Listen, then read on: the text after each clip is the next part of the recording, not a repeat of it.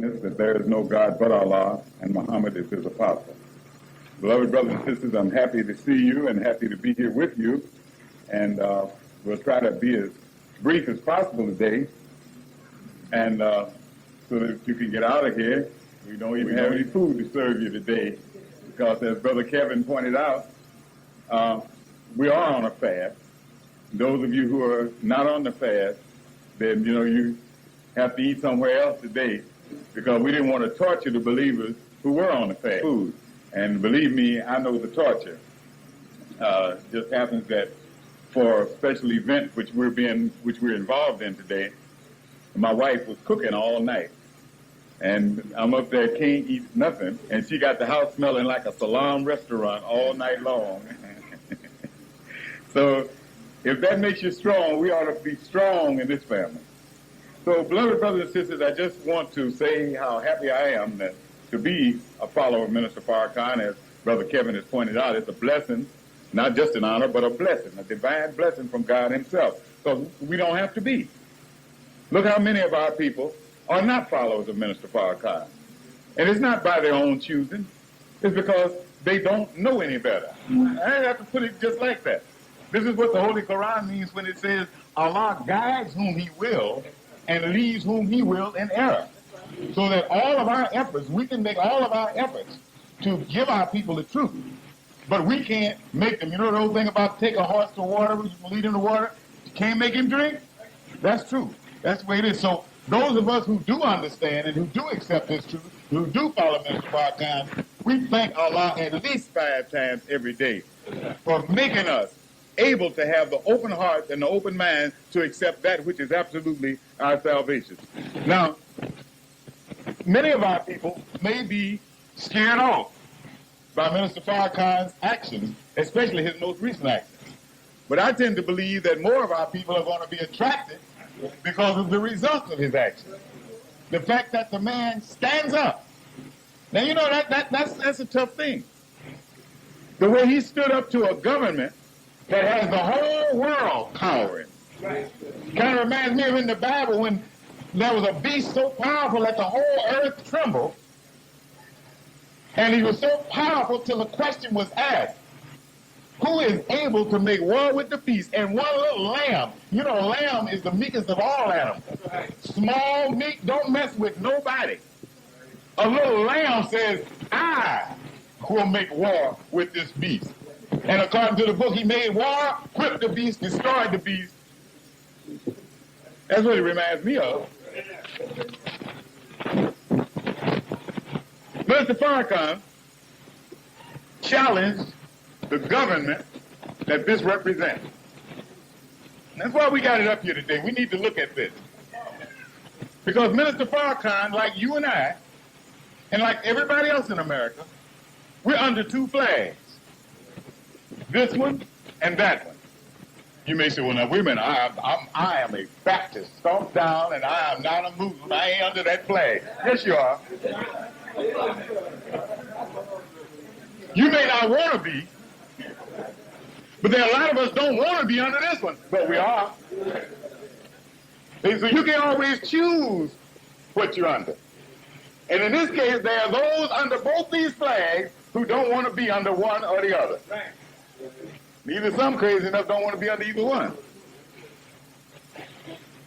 But now, this man challenges one of the flags that he's under. Why? Because he's under 2 flags. Now, it's easy to be under 2 flags as long as they don't conflict. But when 2 governments, 2 rulerships, represented by 2 flags conflict, then you've got to make a choice. You got to choose which one. As the Bible says, no man can serve 2 masters. So when they clash, you got to decide which side you're on. Ain't no in between. No. You got to get on one side or the other. Nobody's gonna be no mugwump. That's the old political expression. You know what a mugwump is, don't you? Y'all know that expression? They call anybody who swallows the fence a mugwump because they say they're sitting with their mug on one side of the fence and their wump on the other. Right, you'll see that if you study politics hard enough. They refer to them as mugwump. No mugwumps in this battle. You're either on one side or the other. Because there's a fire burning the fence, so you ain't going to have nothing to sit on. Got to be on one side or the other. So, Minister Farrakhan chose to follow this flag and challenge that flag. What are they going to do about it? Well, we got a hint when he came back into the country. I got to Chicago. I couldn't hardly sleep. One of the bureau managers of one of the television networks even gave me her home phone number. Let her know when Farrakhan's coming in. They calling up every morning. We made a mistake of letting them know where we were staying. They were calling up. We didn't have to worry about missing prayer. They wasn't missing it. Apparently they were saying the prayers in the morning too, because they were calling before we got up. Heard anything about Farrakhan yet? Yeah, we had heard something about Farrakhan. Heard a lot about Farrakhan. Knew where he was. Knew he was at home cooling and relaxing.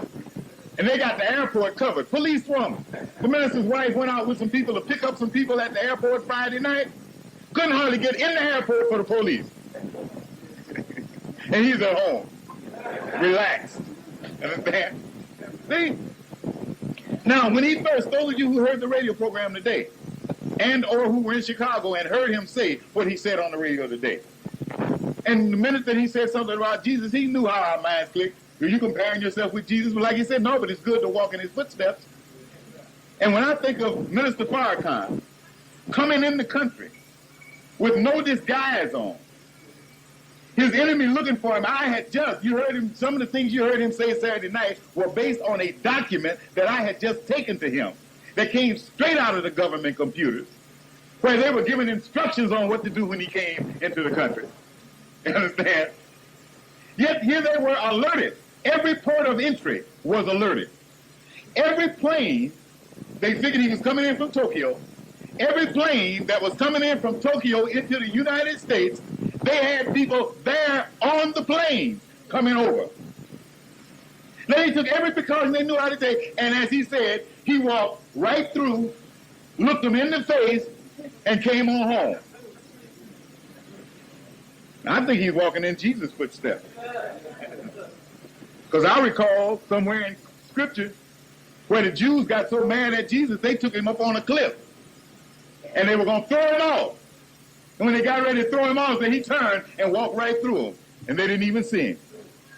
There was another time he was in the synagogue, and the Jews said, wait a minute, the way you talk like you God. He didn't deny it. He said, haven't you read the scriptures where it says, ye are all gods? So they attempted to stone him to death, right in the temple. Jesus walked right out of the temple, they didn't even know he was gone. Another time, he was back in the temple again, talking to the Jews. Told the Jews that they weren't all gods. He learned some more now. No, you're not God. There are two different families here. He said, I come from one family, you come from another. I'm from my father, God, you from your father, the devil. Said that they picked up stones again. Said Jesus walked out the temple and nobody but the believers could see him walking. Now, according to the Gospel of Barnabas, after Jesus walked out that time, the Jews were so mad in their rage, they didn't know he was gone, and they started throwing stones at each other and killed 1,000 of each other right there in the temple. Just warning the white folks in case they're listening. So today you and I are standing here looking at something like the children of Israel had to look at when they got a chance to escape from Pharaoh, and they hadn't made it to the promised land. They had gotten free from the shackles of the slave master, but they yet had not made it to the kingdom.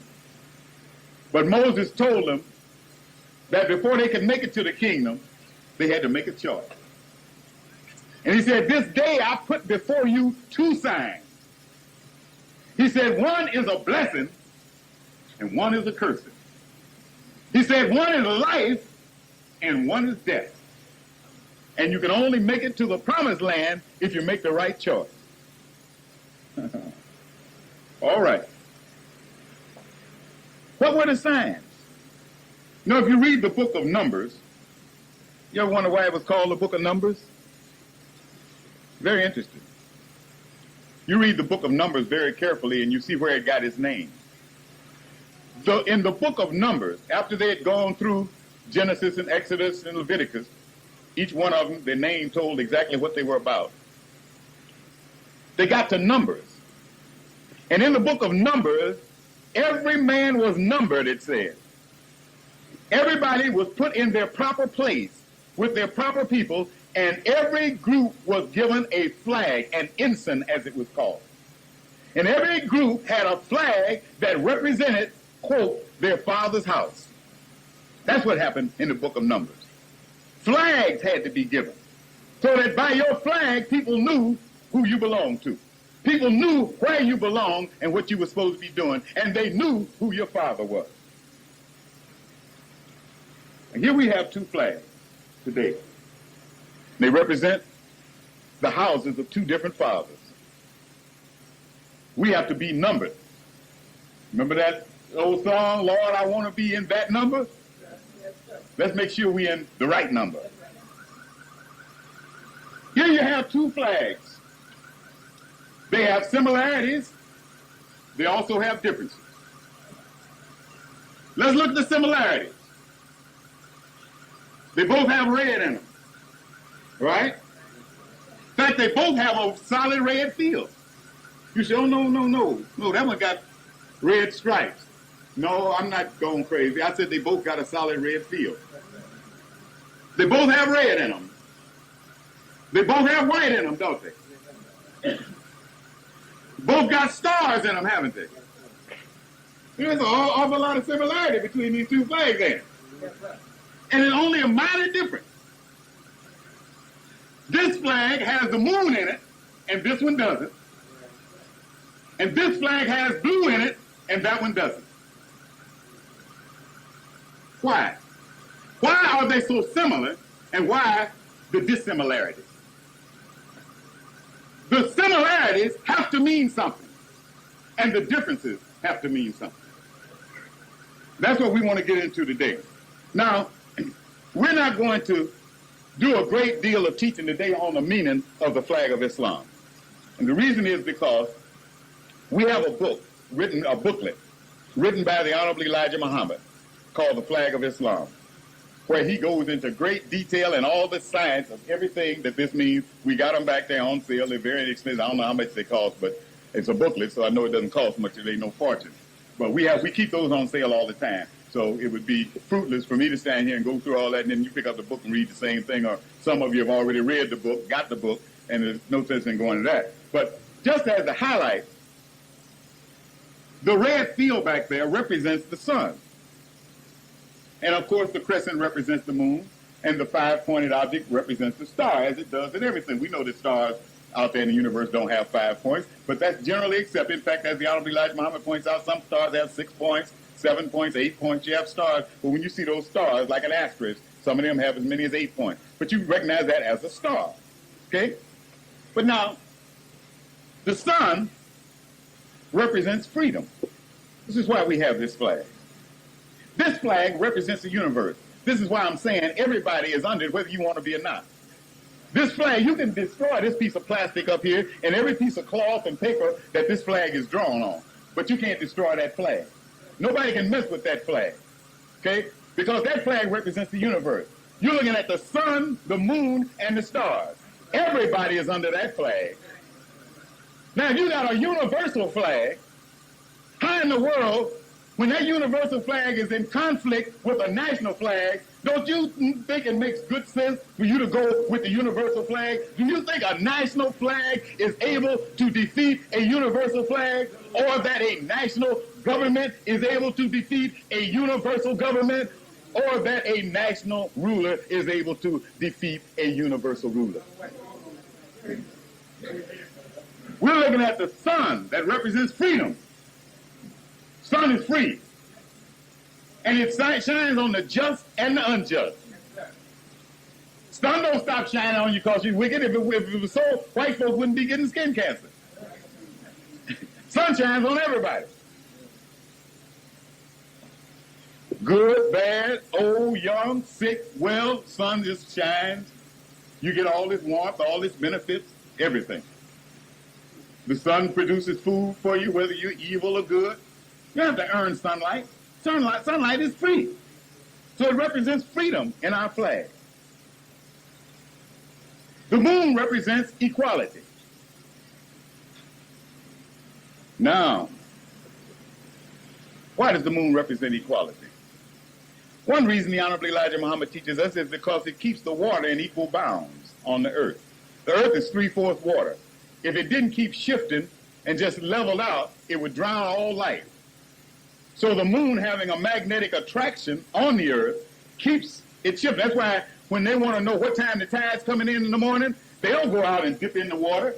They look up at the moon. And they can tell by the phases of the moon exactly what time the tide's coming in and exactly what time it's going out. Because the moon controls that. Why? Because part of that water belongs to the moon. Moon has a stake in that. Read the little booklet that I'm telling you about, because I don't want to go into the whole history of it. But the moon, once being part of the earth and being blown away from the earth kept all of the water, that which was on it and that which was on the part that was blown away. So the moon got some ownership here. See? But the moon died, dead, because it had no life. See, water is the essence of life. Without water, there is no physical life.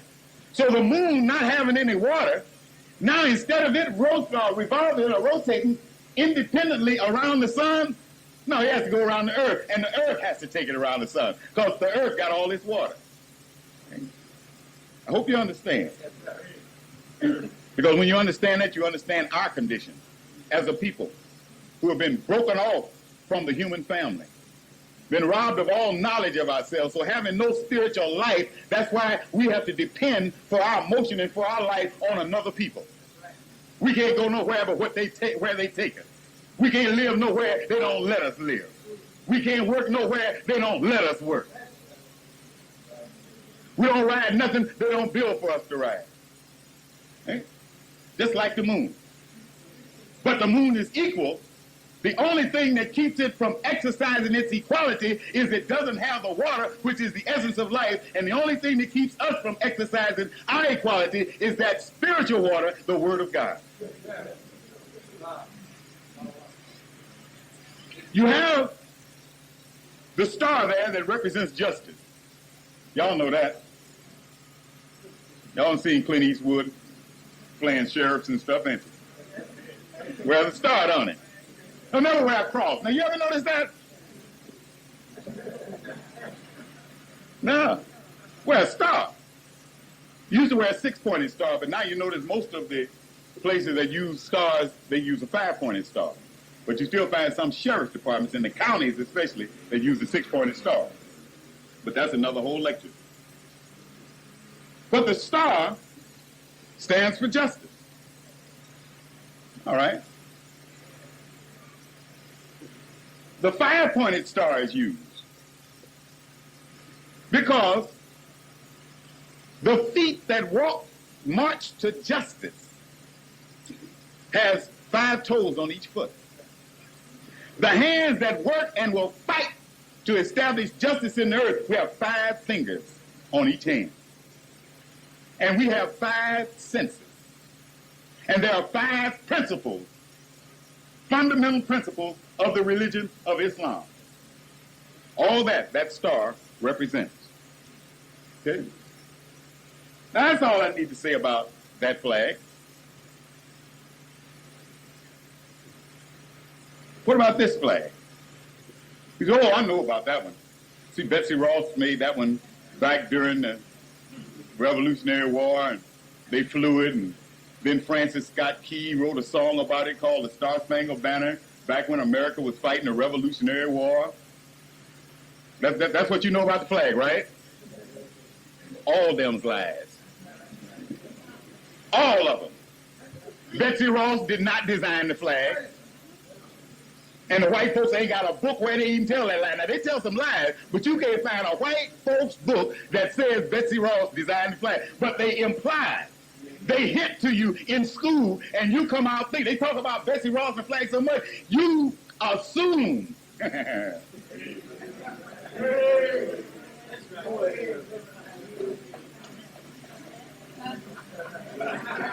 You assume. You assume what they say, you make an ass out of you and me.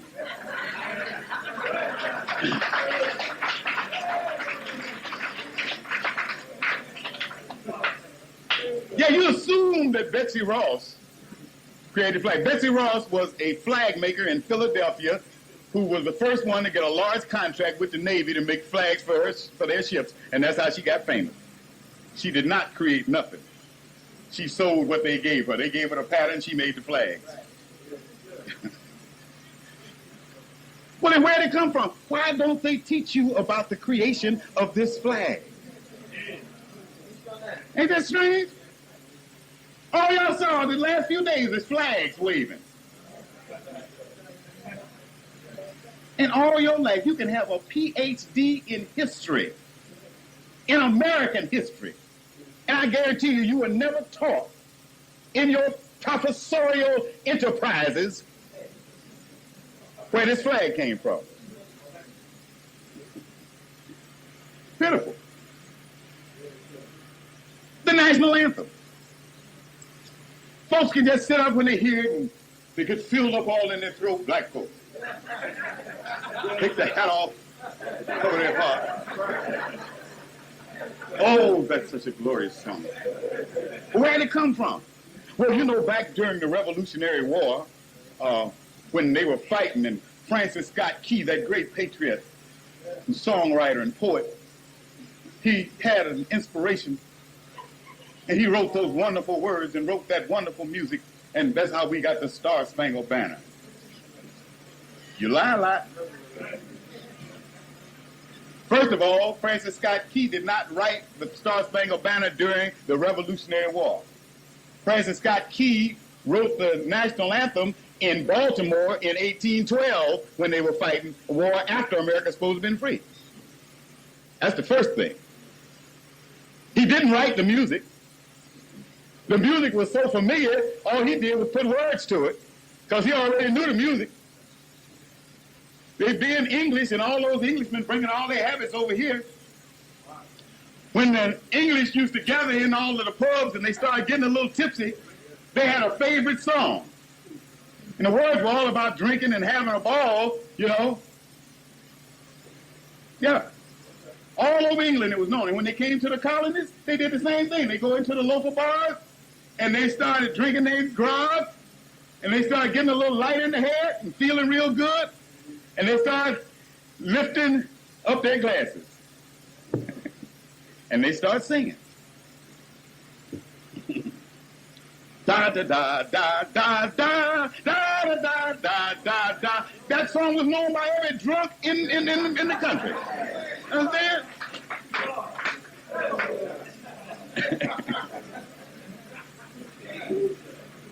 Now I'm not saying the condition that Key's condition was in that particular night. But when he got ready to write an anthem for this country, all he could think of was the drinking song. So he did it, put some words to it. Praise the dude for a lot. You know, all kind of myths like that. Well, we're not teaching on music today, teaching on the flag. We want to know about this flag. The Honorable Elijah Muhammad teaches us that this flag was designed by a wise black scientist. And that when he designed it specifically to fit the nature and characteristics of the people and the government that they were forming. And he said when he told George Washington what the flag meant, George Washington says, yeah, but we can't tell the people that.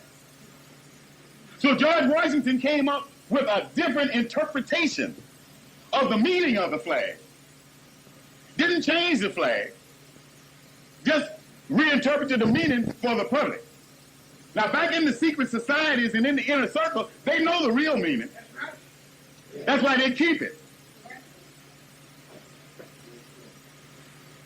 He said, now what shall we tell the public?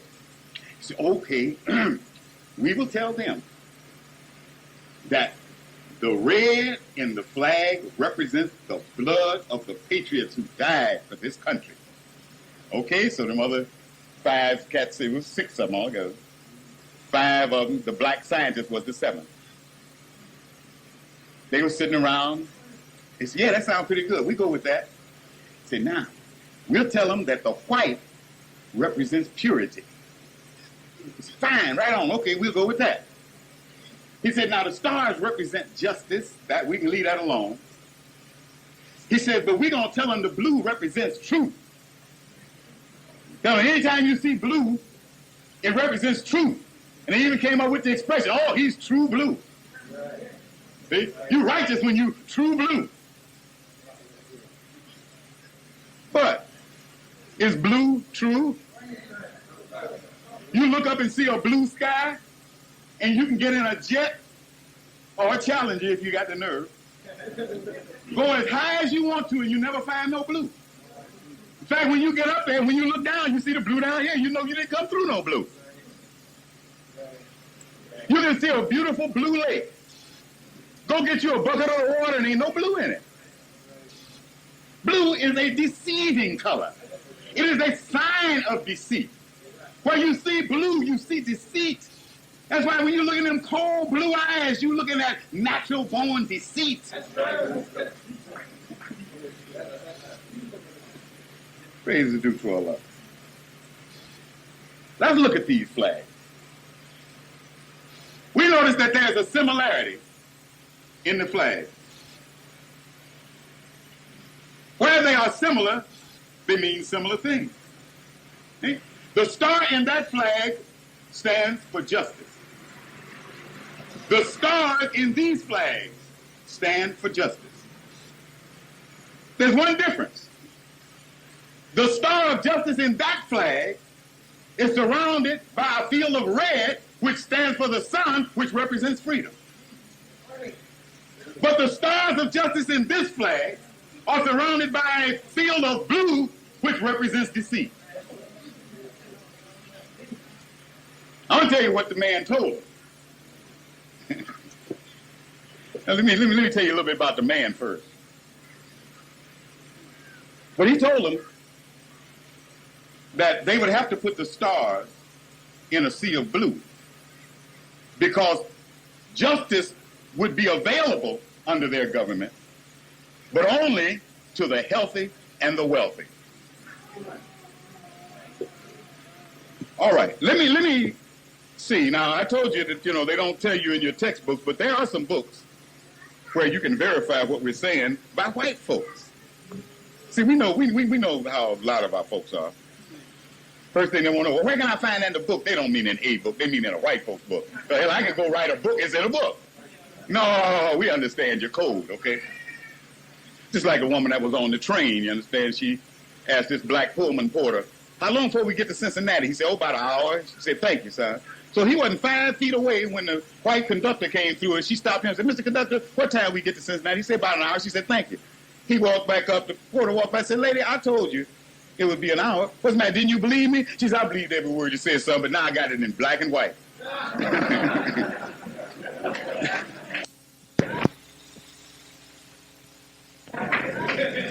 So this is the way a lot of our folks are. So we're going to give it to you in black and white. There's a book, a small little booklet called Our Flag by a man named Robert Allen Campbell. Okay? Now, he talks about an old man. He says, this account involves a mysterious man. I'm just going to take time to read this to you so you won't miss any of it. A mysterious man concerning whom no information is available other than he was on familiar terms with both General George Washington and Dr. Benjamin Franklin. Little seems to have been known concerning this old gentleman, and in the materials from which this account is compiled, his name is not even once mentioned. For he is uniformly spoken of or referred to as the professor. He was evidently far beyond his 70 years, And he often referred to historical events of more than a century previous, just as if he had been a living witness of their occurrence. Still, he was erect, vigorous.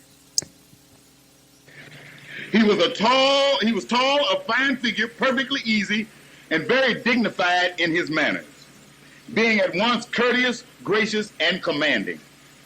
He was, for those times, and considering the customs of the colonists, very peculiar in his method of living, for he ate no flesh, fowl, or fish. He never used for food any green thing, any roots, or anything unripe. He drank no liquor, wine, or ale, but confined his diet to cereals and their products, fruits that were ripened on the stem in the sun, nuts, mild tea, and the sweets of honey, sugar, or molasses.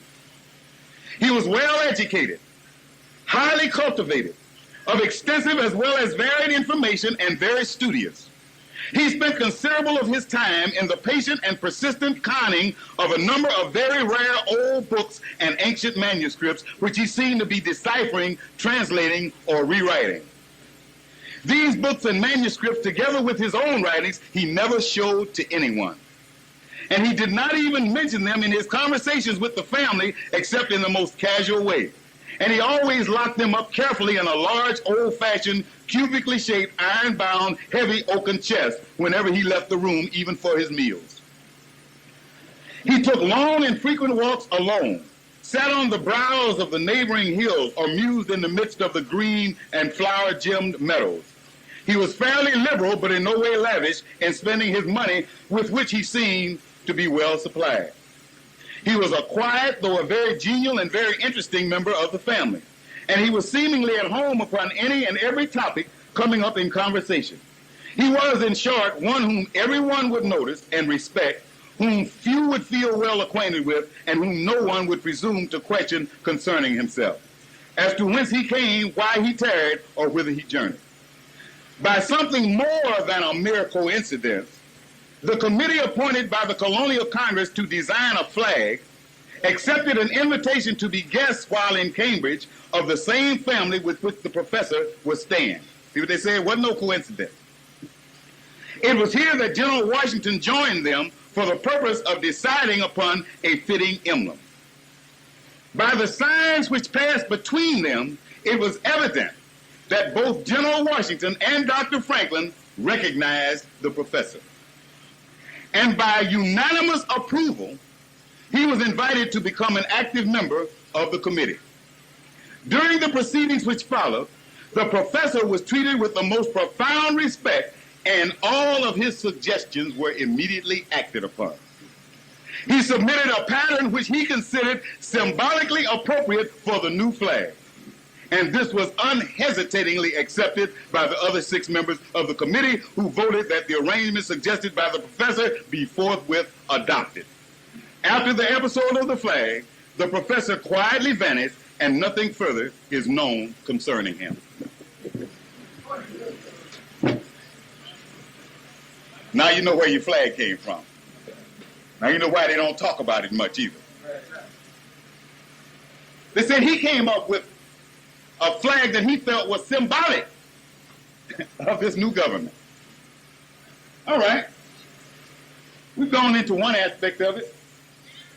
The Star of Justice, surrounded by deceit. There used to be a writer, one of the most prolific writers of Hollywood movies. His name was Josiah Pitts Woolfolk, but if you watch them old movies, you'll see Jack Woodford on the credits. That was his pen name. Jack Woodford, just out of curiosity one time, he picked 100 of the best-known judges in the country, 100 of the top judges in America. He wrote them all a letter asking the same question. Being a judge, having the background in law, knowing the system of government that they have here and the way the law works, he asked them, if you were on trial for murder, would you rather be guilty and rich or innocent and poor? And 100 judges checked guilty and rich. Judges, they admit that they would rather be guilty and rich in this government on trial and before the bar of so-called justice than to be innocent and poor. You have a better chance of going free.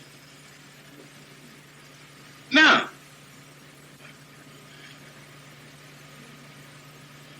no moon in this flag. Well, there's no blue in this flag, of course, because there's no deceit in the universe. Not natural deceit. Deceit in the universe is only that which is made by the deceiver. But there's no moon in this one, because there's not even a semblance of equality. Not even an attempt to pretend equality. So he didn't bother to put no moon in there. He could have shot one right in here or something, you know. They're not even playing about that. Said, no, you ain't equal, nigga, and don't you forget it.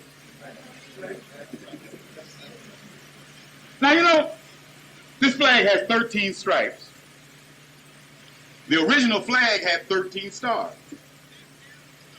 They told you that was the 13 original colonies and blah, blah, blah. But you know, it's a strange thing. White folks would accept a flag that had 13 stripes and 13 stars, and most buildings you go in, they won't even have a 13th floor. You get on the elevator, it skips from 12 to 14. They're so spooky. In fact, the psychiatrists even got a name for it now. Their spookiness about 13. Look it up. It's called triskaidekaphobia. The name of it. You know, I thought it was a joke when I first heard it, because Danny Kaye, good old Brooklyn Jew boy, was singing a song called triskaidekaphobia in a movie when I was a little boy. But I went and looked it up in the dictionary. It's actually a word. It's a phobia that people have about 13. Now, these people here swear that, oh, not 13. I don't want the 13th or nothing. You know? But they got 13. They never, you know, they grew, so they added stars. They never changed this. Why didn't they change it? They so scared of 13. Here's a cat sitting in a building with a flagpole outside with this hanging on it, flag up on top of the building, flag in his office with 13 stripes. He's scared to get on the 13th floor. Something's wrong. The Great Seal. Show you now, he's so scared of 13. The Great Seal, when y'all saw Reagan standing up there the other night on TV, you saw the Great Seal of the United States sitting up there that he always has, the presidential seal. Big old eagle sitting there. In this claw, got 13 arrows. Come, you got some money in your pocket? It's on there. Take it out and look at it. It's on there. 13 arrows. In this one, he got an olive branch with 13 leaves. One meaning war, one meaning peace. He can throw either way. But now up above his head, up above the eagle's head, you know your hands and your feet are controlled by your head. Up above his head, that decides whether to use his left claw or his right claw or both claws, are 13 stars. 13 5-pointed stars in the shape of the 6-pointed Star of David, the sign of the Jewish nation, to let you know who controls this eagle, who controls America, who makes the decisions of war and peace, life and death for the United States government. You see the Star of David, look on your dollar bill, you see it for yourself. The Star of David, let you know the Jews totally control this government. They put it there for you to see. Praise due to Allah. They are the hypocrites who deny justice. Right now in Israel, you know, the Jews got so mad. You read about it all the time. They're still talking about it. A few years back, when the United Nations voted a resolution and approved it, that Zionism and racism were the same thing. The Jews still mad at everybody who voted for that. So somebody over in the Knesset, the Israeli parliament, put a bill on the floor called an anti-racism bill. And they've been hung up on it for months. They can't do nothing with it. Why? Because, as was pointed out by Rabbi Meir Kahane, everything that the bill specifies as racism is approved of in the religion of Judaism. The only way you can outlaw racism is to outlaw Judaism. And that's what the Knesset is hung up in Israel about right now. They can't outlaw racism without outlawing their religion. And one of the rabbis has suggested now, while they table it, he suggested that between now and the time they bring it back up, that they rewrite it and put all of those things in there and then exempt Judaism. Only way you can vote against racism without voting against their religion is to say, except when you practice in Judaism. You can't practice racism unless you practice in Judaism. Sounds good to me. Praise is due to Allah. That's why in this country, where the Jews control, you don't find liberty, despite the lady. You know, I mean, they spent all them millions of dollars to restore the lady. But the lady don't represent liberty to me and you. No, no. There's even a sign on the lady to let you know there ain't no liberty here and now. Look at her crown. 7 spikes on her crown. We're going to get to that. That's very key. The 7 spikes in the crown of the Statue of Liberty have a good meaning. There are 7 seas, aren't there? 7 continents. When Pharaoh had 2 dreams, when Joseph was a slave in Egypt, Pharaoh had 2 dreams. And when Joseph interpreted both dreams, they both meant the same thing, that there was going to come good times in Egypt, followed by lean times. And there would be 7 good years, followed by 7 lean years. Okay? When a chicken gets ready to lay an egg, from the time that she becomes fertilized till the time she lays an egg, it's 21 days.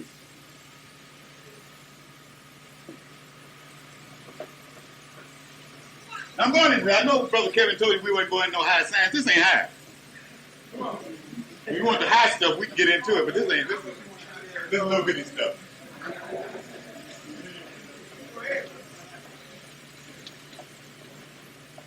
How long it takes a chicken to lay egg? 3 periods of 7 days each. With a duck, you add 7, it takes them 28 days. With a goose, you have to add 7 more, it takes them 35 days. See that?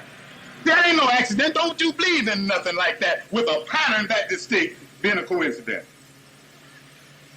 In the book of Genesis, and then of course, you know, babies are completed at 7 months. Okay? In the book of Genesis, in the 2nd chapter, in the 2nd verse, it says that God blessed the 7th day and sanctified it. Why? I mean, you stop and think about that for a little bit. That's got to have a better meaning than God pick out 1 day of the week and say that's a good day. What happened to the rest of them? Yeah, you might as well sleep 6 days and wake up on the good day. You'd be safer. And then, to show you how blind, deaf, and dumb we are,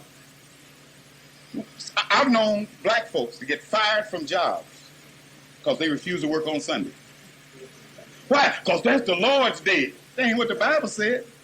The Bible said he blessed the 7th day. Look on your calendar and see when the week starts and when it ends. Sunday is the 1st day. Now where'd you get that foolishness from? From that Pope over there. He didn't like God's day. He wanted his day. Sunday. The day they named after the sun when they were sun worshipers. So you every week, you honor the sun by taking the sun's day rather than the Lord's day as your day of worship. Praise is due to Allah. I say, well, let me now, why y'all hold y'all meeting on Sunday? Hell, that's when we can get y'all off.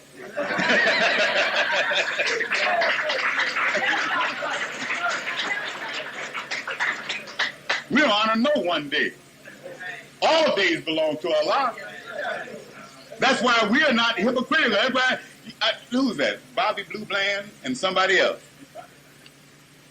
sing that song about how he balled all night Saturday night and then Sunday fall down on his knees and pray. Well, he's telling the story of our lives, ain't he? That's right. And with Stormy Monday, ain't it? Yeah. Yeah. Talking about the eagle flies on Friday, Saturday I go out to play.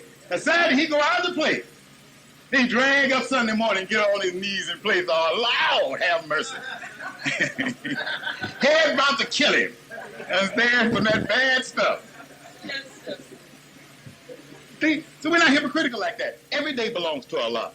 We don't get up Sunday morning and pray. Get up Monday, Tuesday, Wednesday, Thursday, Friday, Saturday, if another one gets added. You saying morning, day, night. We wake up in our sleep. All belongs to Allah. That's the religion we're in. But why did God say that he sanctified the seventh day? He gave some other commandments that people by disobeying are causing the starvation on this earth today.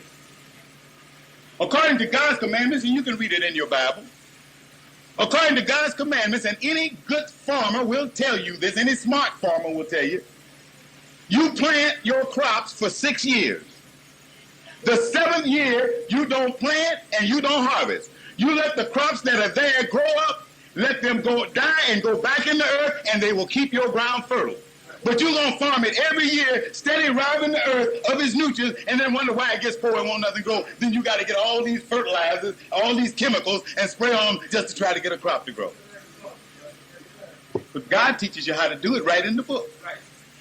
Just every 7 years. Yeah, but what we going to eat that 7 years? See, that's Negro thinking. God don't think like a Negro. If you're getting food 6 years, you ought to have sense enough to put enough away for the 7th year. Now, the 7th year is known as the sabbatical. Now, after 7 sabbaticals, which is 49 years, then you celebrate what is known as Jubilee. Jubilee is the 50th year. And in that 50th year, all accounts are settled up.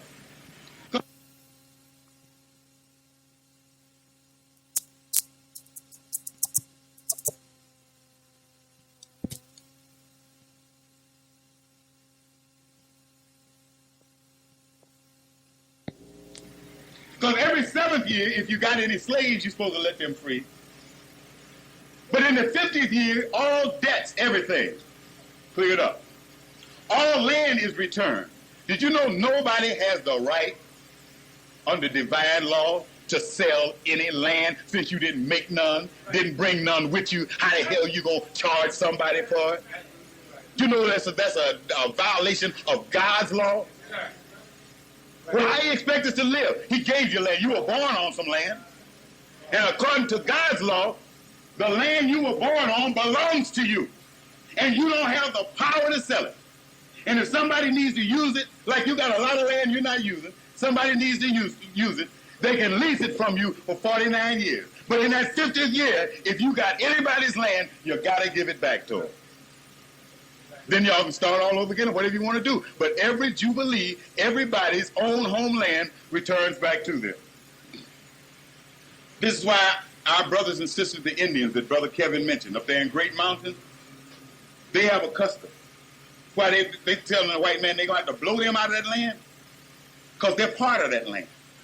When their babies are born, when they clip the baby's umbilical cord, they take a section of that umbilical cord and bury it in the land. They part of that land. The motto in the Bible for the year of Jubilee is proclaim liberty throughout the land. Does that sound familiar to any of you? Well, if you ever go to Philadelphia and you ever go to see the Liberty Bell, you will find that phrase inscribed on the Liberty Bell. Proclaim liberty throughout the land. Now you know why the Liberty Bell cracked the first time they rang it. Because of the hypocrisy of a statement like that when you got a whole nation of people within you that don't have no liberty. All right, we're going to wrap this up. This flag. Why it got 13 stripes? Why am I dealing with 7? Because you notice it's got 7 red stripes, apparently, 6 white stripes. But as I mentioned earlier, actually that was a field of red. The field of red is continuous. But you got 6 white stripes interrupting it. Red represents freedom. So at the beginning of this flag or this people, you have freedom. You have freedom interrupted. And after the last interruption, you have freedom again. The Honorable Elijah Muhammad says this represents the 6,000 years of the white man, where freedom was totally destroyed on the earth, where brother enslaved brother. Nobody respected freedom anymore. And there'll be no freedom as long as he's around to do it. The reason they fear the 13 that white folks fear, and especially Friday the 13th, they call it what? Black Friday. And you and I should have jumped at yours and say, hey, that's my day. Hey, Black Friday. But when they said Black Friday, you and I got just like, whoa, got to be a bad Friday. Black Friday. Just like a black cat's bad luck, but white cats don't hurt you. Devil's food cake and angel's food cake, look at the difference. You just check out what's been done to us. You just telling a black lie. No, I ain't. It's just a little white lie. I mean, we're something. Did you make it into the fraternity, man? No, I was blackballed. They won't give you a job? No, man, I must be blacklisted. That cat knows something bad on me. I'm scared he's going to blackmail me. Hey. Black Friday. Horrible to white folks. Once we found out what happened, we jumped for joy. That was a great battle between white folks and black Muslims. That's right. They call it Black Friday because when our brothers got through, they had chopped off 30,000 white heads, piled them up in the plains of Nicaea, and from a distance you thought you were looking at pyramids. It was white folks' heads. That happened on Friday the 13th, and white folks have always hated Friday the 13th ever since. I love it every time it comes around.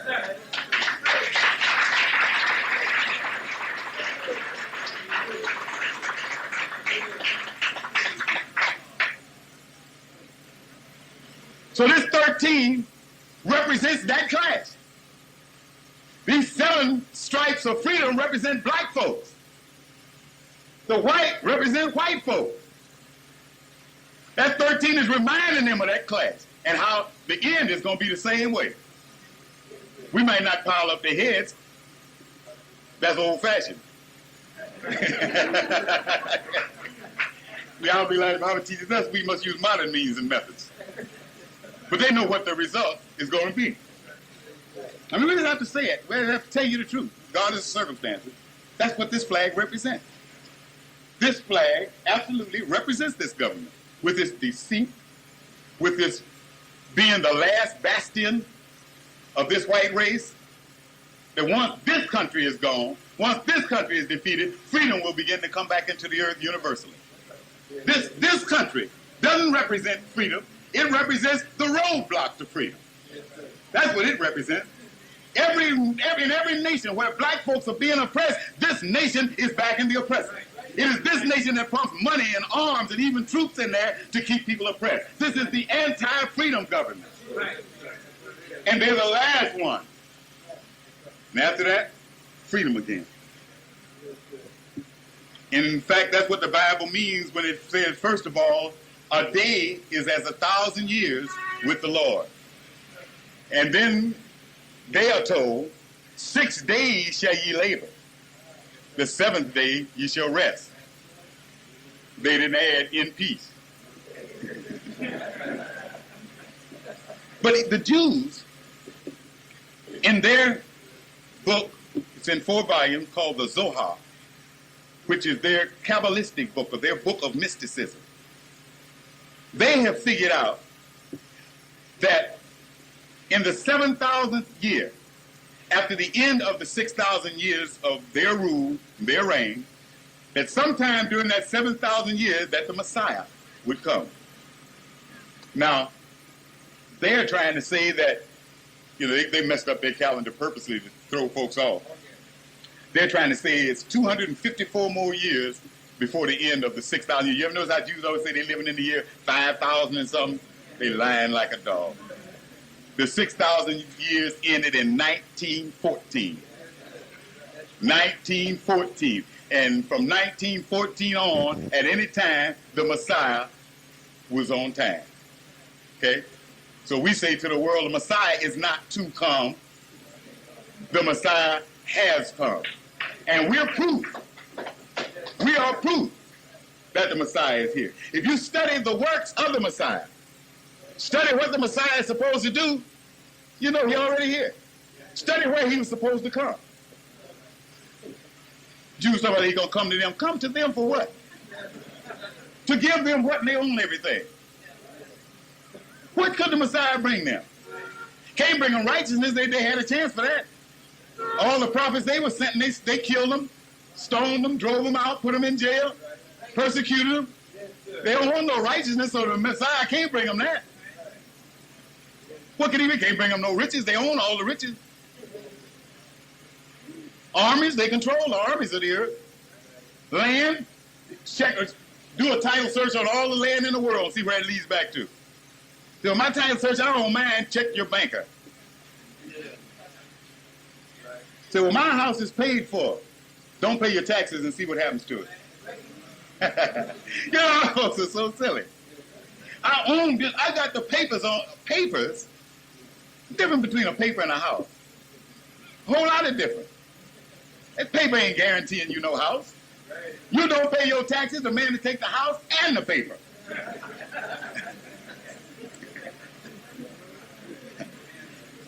Favors due to Allah. So, brothers and sisters, I just wanted us to understand the two flags that we're under. As I say, to get into deep detail of the flag of Islam, we have a booklet for that purpose. But this one, I mean, there's not too much more to say for it. I mean, you know the history now. You know how it came about. Black scientists came in, wise man, smooth man. Here I say he could talk about things happened over 100 years before his time as if he was a witness. See that? Boy, that sounds familiar. You know? And you know, they said he was obviously older than his 70. They didn't mean he claimed to be 70. Didn't nobody dare ask him his age. That 70 is supposed to be the average lifespan of a human being. They said he was much older than that, but check this, he acted much younger. He was more lively, he was in good physical health, he moved fair. I mean, just a totally different kind of man.